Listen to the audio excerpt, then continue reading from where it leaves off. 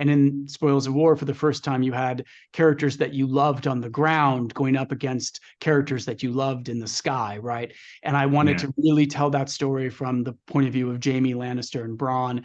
Hi, I'm Jonathan Blomberg, writing for MovieZine in Sweden. Hello. Hi. I want to begin with saying that I'm a huge fan. You can really pick the TV shows. You have like the best track record from all the shows that I like Succession and The Boys and Game of Thrones and Fargo, and the list goes on. Thank you. Uh, Thank you.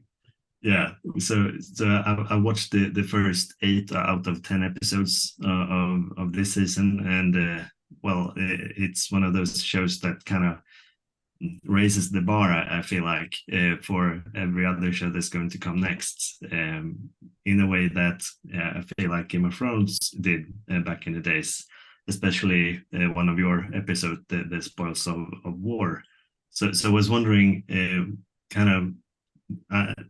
Having had that experience on Game of Thrones with a massive beast doing damage, um, did that help in any way to shape how you wanted to your episodes on this show as well?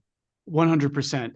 I think the loot train battle in the Spoils of Yeah, War helped me so much for this project. Monarch is all about experiencing monsters from the human point of view. And on Game of Thrones, they had spent a lot of time with Daenerys's point of view up above with the dragons as she, you know, destroyed her enemies, and we were rooting for her.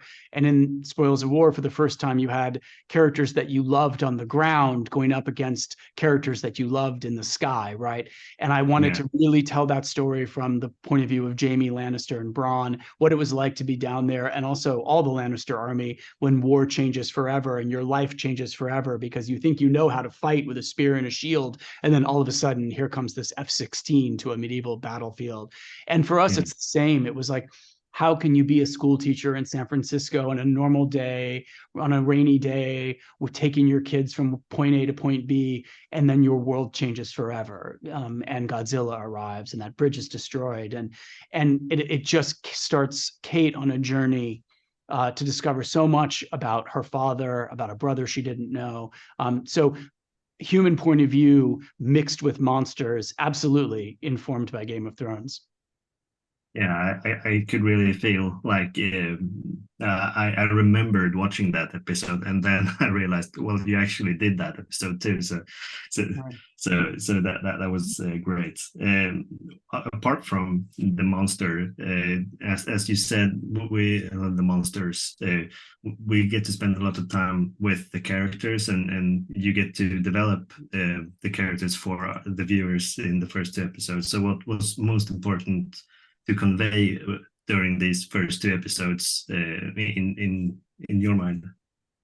I obviously love Godzilla, and when I heard they were doing a show about Godzilla, I was immediately interested. But then I was just blown away by what Chris Black and Matt Fraction, who created the show, had created. It was this story about a multi-generational family drama with a puzzle and a mystery at its core.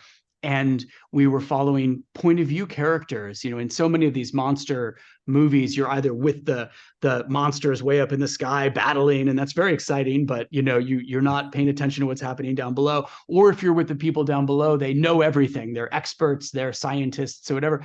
And what's so special about this show is we have so many people who are experiencing this world for the first time, from young Lee Shaw and Kate and Kentaro, and May, and everyone is sort of figuring out this world as they go. And it was such a beautiful engine for drama and for messy family drama, which I love, set against this world that is changing, this world full of monsters.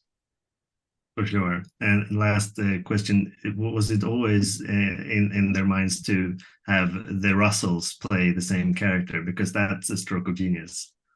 It was not always the plan. There was always a plan to have Lee Shaw be a very important character in two different timelines. And then when the casting process was happening about who could be a great older Lee Shaw and who could be a great young Lee Shaw, oh my goodness, there are two actors who happen to be father and son who would be perfect for this. Yeah, they look alike.